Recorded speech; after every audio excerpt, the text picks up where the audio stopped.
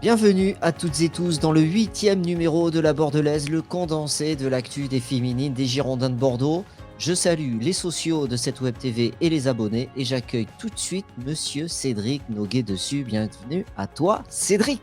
Bonsoir Nicolas, bienvenue aux sociaux et surtout aux fidèles spectateurs suiveurs de Web Girondin pour pouvoir analyser et voir ce qui s'est passé ce week-end pour ceux qui n'ont pas été devant la télé avec l'horaire qui était En un même temps peu qu'un match de la Coupe du Monde. entre les deux, mais bon, à 18h, c'était des fois, on sait qu'il y en a qui travaillent encore et donc Eh oui, c'était vendredi horaire, ce match. ouais. En tout cas, merci d'être là, Cédric, de débriefer ce match de l'équipe féminine de D1 Arkema des Girondins de Bordeaux avec nous. On va revenir donc avec toi, l'un des spécialistes, sur ce match face à Fleury et cette défaite 2-0. On va parler dans la Bordelaise donc du résultat du match, du contenu du match que tu as vu, des joueuses. Tu vas donner aussi tes tops et on fera un point classement et calendrier avec un petit mot sur les U19 féminines des Girondins que tu as vu jouer ce week-end sur les terrains qui sont qualifiés pour les barrages. Tu nous expliqueras ça en fin d'émission. Donc restez connectés. Si vous aimez les Girondins de Bordeaux, sûrement si vous êtes là, et le foot féminin aussi, c'est le moment de liker et de vous abonner à cette vidéo et de nous rejoindre parmi les sociaux. On commence tout de suite, Cédric. Ce match, on était très ambitieux sur le résultat lors de la Ouais. précédente bordelaise. Et là, elles ont perdu 2-0. Déjà au niveau du résultat, c'est pas terrible ou finalement Bordeaux est à sa place? Après match, sur le contenu, en effet on a vu qu'il y avait une plus grosse maîtrise collective de cette équipe de Fleury. Avant le match, c'est vrai qu'on espérait, on était sur une bonne dynamique. On avait accroché un match nul à Montpellier et au Paris FC qui sont aussi 2 grosses équipes comme Fleury. Donc forcément, on y croit, on n'allait pas dire, on n'allait pas par exemple, au Paris Saint-Germain ou à Lyon où là même avant match, on a quand même peu d'espoir. À Fleury, on espérait, décrocher un résultat. Hem Mais malheureusement, on est tombé vraiment sur une équipe très, très solide, heu, qui a l'habitude de jouer sur son terrain synthétique aussi, ça change la donne. On espérait jouer sur une pelouse naturelle, mais finalement, ça s'est joué sur le terrain habituel, terrain synthétique. Là aussi où, on a senti qu'elles avaient plus de repères et du coup, on sort avec cette défaite-là, qui a qui met un petit coup d'arrêt, mais si on regarde voilà, le bilan de cette première partie de saison, c'est très, très positif avec 15 points au classement. Donc On en voilà, parlera après du voilà, classement. Petit un coup petit coup d'arrêt. d'arrêt, mais d'inquiétant du tout. Pourquoi le synthétique, ça change? C'est plus rapide en termes d'appui pour ceux qui nous regardent et qui ne le savent pas. Ça va plus vite, les rebonds sont différents. C'est ça, voilà, le ballon va plus vite, les appuis sont différents. C'est particulier, hein. C'est particulier, de jouer sur ce type de surface, surtout quand à Bordeaux, on joue que sur du terrain, que ce soit, sur le centre d'entraînement moyen ou en match, on joue sur pelouse naturelle. C'est vrai que, bah, ça donne un petit avantage à l'équipe qui a Qui l'habitude, reçoit. qui reçoit, tout à fait. C'est la même chose à Guingamp, je crois. Non? Je dis des bêtises. Non, je dis Hem, des bêtises. je crois pas que c'est un, mais il y a une autre équipe aussi C'est qui est, Dijon, peut-être? Non, c'est pas Dijon. peut-être, Et elles le savaient avant qu'elles jouaient sur un synthétique, les filles? Le staff? Oui, ils le savaient avant, 48 heures avant. oui, oui, oui, ça Oui, je oui. pense, oui. Ouais, ouais, Oui, ouais. carrément. Parce qu'on a quand même des terrains synthétiques pour s'entraîner à Bordeaux. Ouais. Peut-être qu'ils avaient fait 1 ou 2 séances dessus. Bon, voilà, ça me fait penser à ça. Bon, sur ce match, la compo d'équipe, il y avait des absentes quand même et une défense encore new Oui. look. J'ai l'impression que dans cette équipe de Bordeaux, d'un match à l'autre, on retrouve toujours des joueuses à des postes complètement différents. Tu vas peut-être nous évoquer le Mais cas avec cette compo d'équipe. c'est vrai que dès qu'on a, un suspendu ou des blessés, on a, un groupe qui est assez resserré, donc forcément, Patrice Mm. Lair, est dans l'obligation de bricoler un petit peu et de trouver des parades.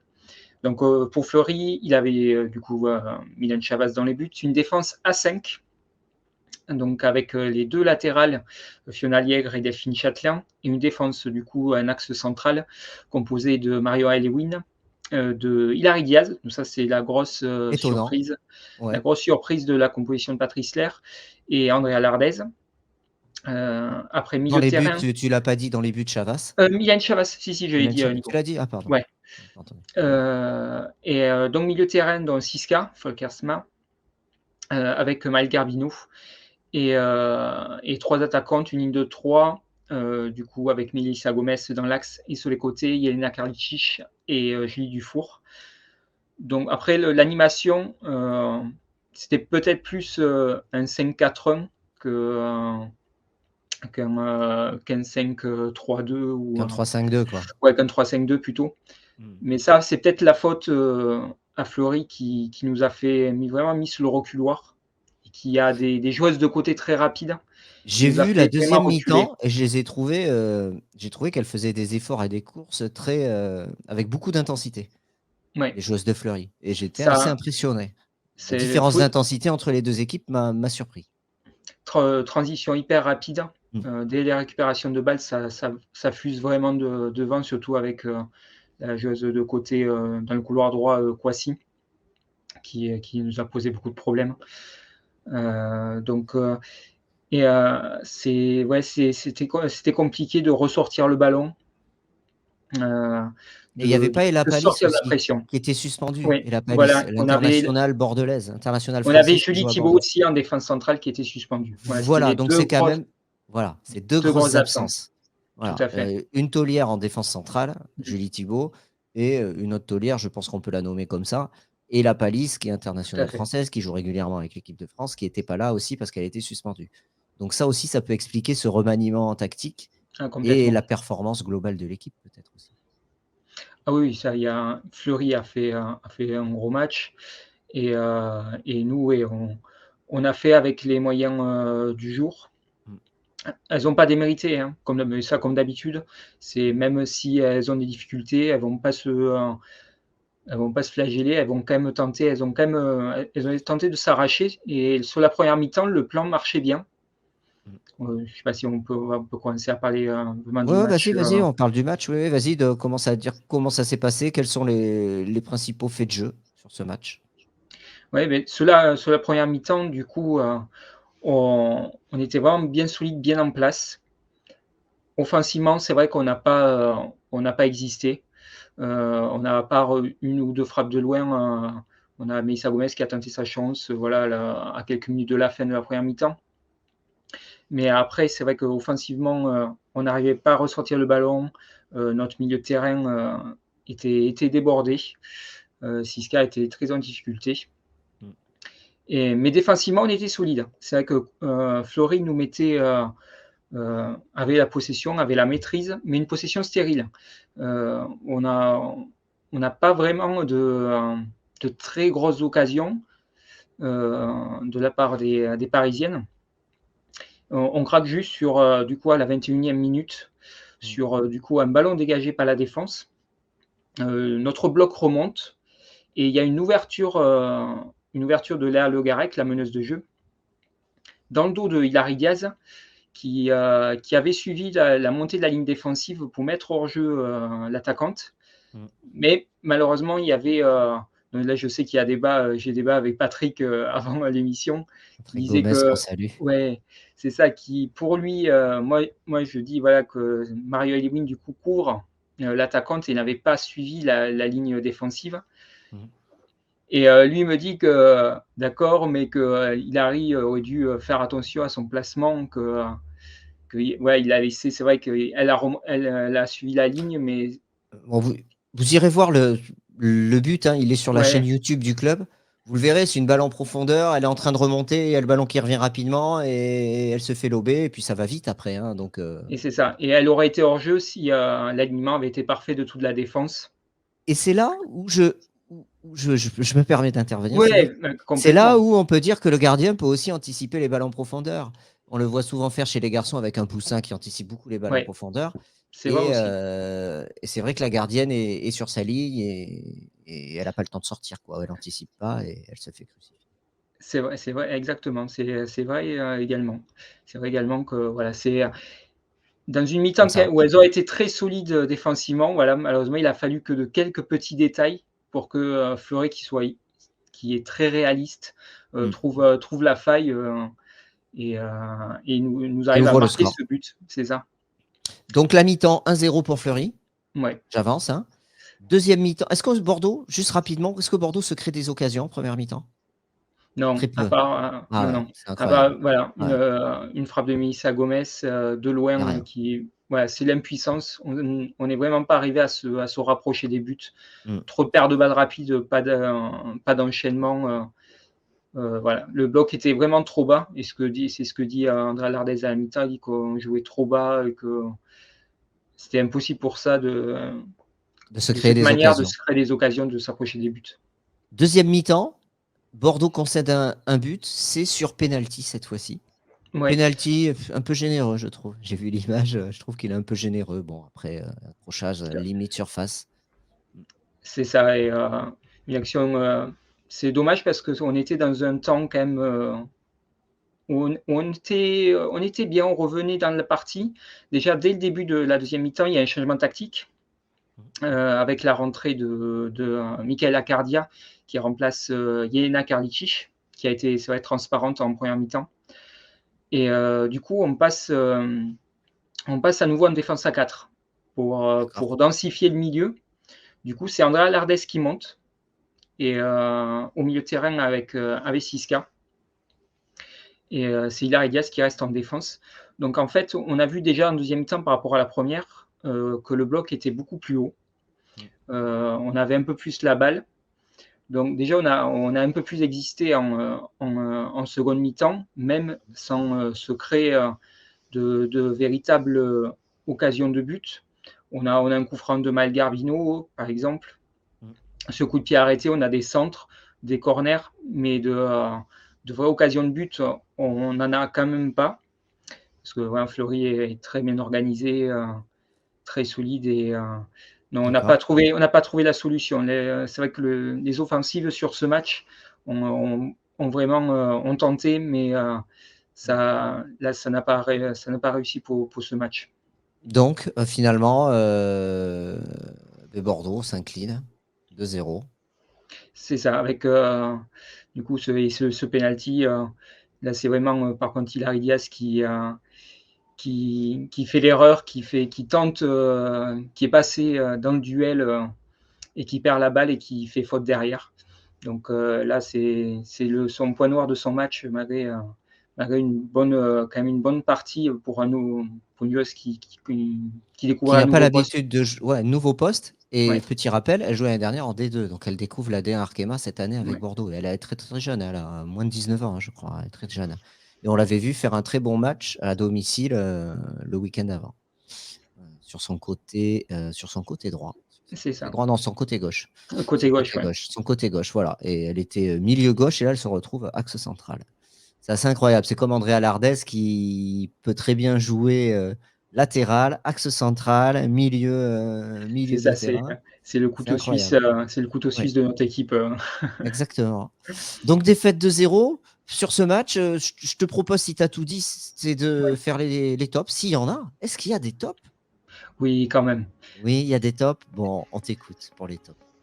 Alors, moi, on vient d'en parler d'Andrea Lardès, qui a fait beaucoup de bien en deuxième mi-temps, en son remplacement au milieu, qui en première mi-temps a tenu son rôle en défense centrale, qui s'est sacrifié aussi en milieu de seconde mi-temps, avec un choc monumental Je l'ai avec vu. Kouassi, ouais, voilà. Ouais, c'est C'est le moment où j'ai vu, une bribe de match, moi, où je pouvais pas le voir en entier. Ah oui, j'ai cru qu'elles s'étaient fait très, très mal les 2, hein, ouais, les 2 et joueuses. mais elle est très solide. Mais sur le coup, ouais, c'était assez impressionnant. Mmh. Donc voilà, Andrea Lardès, Top, pour 1er ce top, match, c'est vraiment le premier top. sa Après, polyvalence. ouais, voilà. Et puis le caractère, l'état d'esprit, voilà, c'est notre capitaine, Exemplaire. exemplaire, exactement. Est-ce qu'il y en a Le un deux deuxième? 2e top, alors, moi je vais mettre quand même Milan Chavas malgré ce que tu as dit sur le but. Parce qu'après, elle a fait les arrêts qu'il faut. Sur le penalty, elle est vraiment pas loin. Elle était vraiment pas loin de l'arrêter. Ça passe Mmh. vraiment, à quelques centimètres de ses doigts et après, sinon des bonnes sorties, des bonnes interventions dans sa surface. Elle Donc, progresse, elle progresse. elle progresse. Est-ce que Je tu le trouve, trouves est-ce que tu c'est une question, tu vois ouais, tous les matchs des féminines. Est-ce que tu trouves que cette saison, Mylène Chavas progresse je dans trouve les que, buts? le fait d'avoir plus vraiment la concurrence, j'ai l'impression que ça l'a un peu libérée. C'est peut-être que juste une D'accord, impression, mais c'est vrai que depuis que Justine Laurent s'est blessée, j'ai trouvé qu'elle était, plus à l'aise dans ses interventions et dans ses matchs. Donc, d'accord. c'est peut-être juste, une cause à effet, hein, c'est pas Mmh ou et on peut ou souligner juste une coïncidence. le travail de son entraîneur qui n'est autre que Mmh, Gaëtan Huard, hein, une légende, du ouais, football français, et des Girondins. Voilà, on lui fait un coucou. c'est ça. Non, enfin, c'est raison de souligner qu'elle est quand même, bien entourée Mmh, voilà, avec mmh, Guéguette. exactement. Donc ton deuxième top, Mylène Et ouais. Chavas, très bien, super pour ses sorties, Et pour, ses après arrêts. Mmh. ouais, et après Est-ce qu'il y en a un 3e? un 3e top, c'est un duo. C'est un petit duo de Ah, top très bien, encouragement. très bien, Du coup, c'est pour, Hilary Diaz et Marion Aelewin.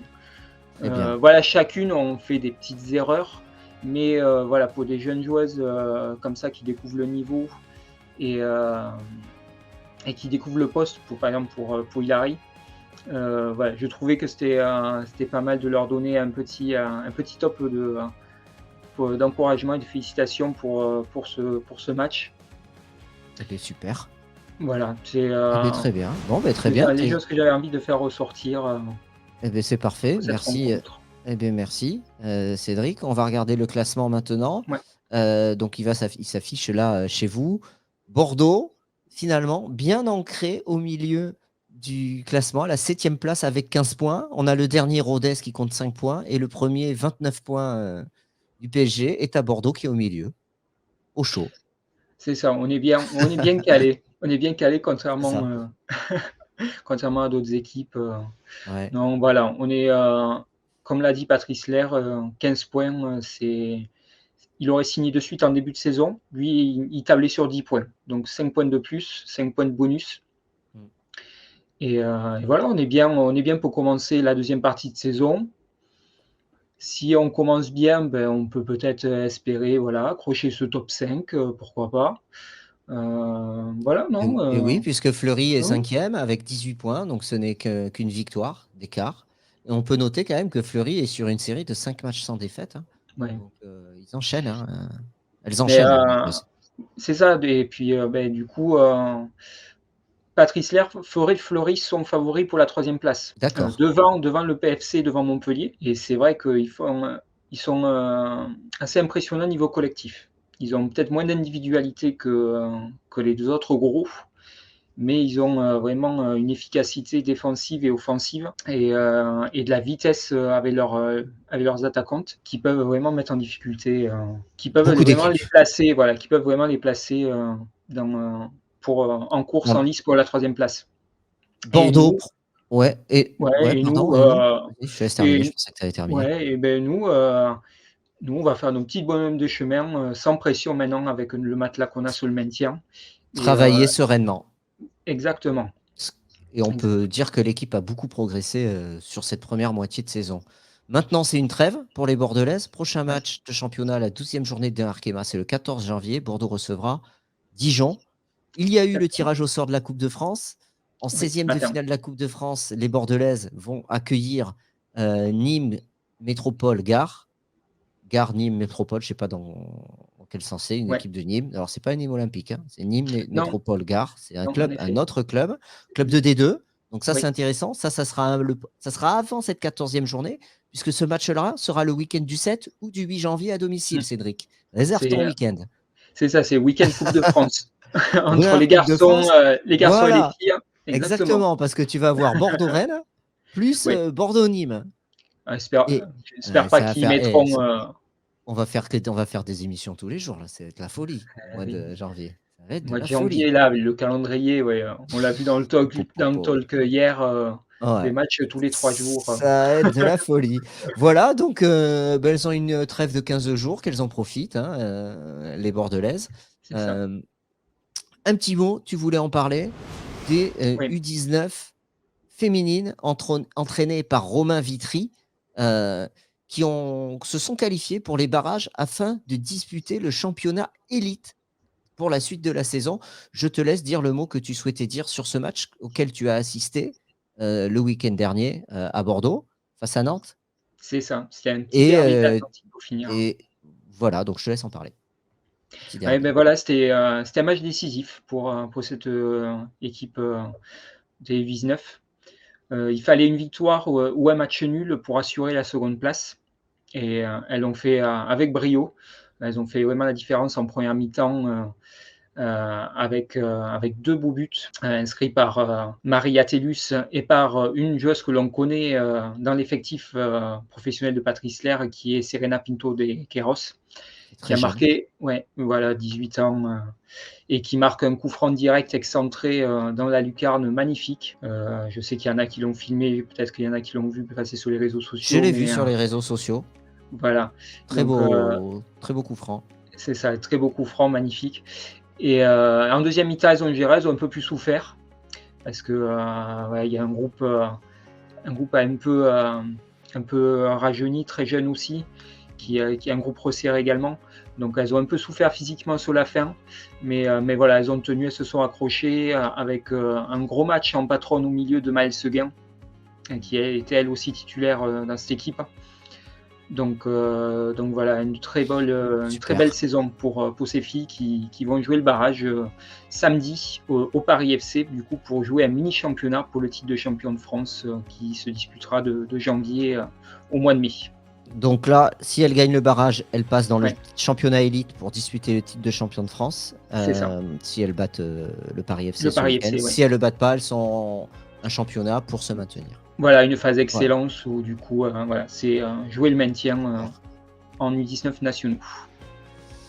Mais très bien. Merci Cédric d'avoir fait ce tour d'horizon de l'actualité des féminines des Girondins de Bordeaux en revenant sur les matchs de l'équipe de DR Arkema et des U19 féminines.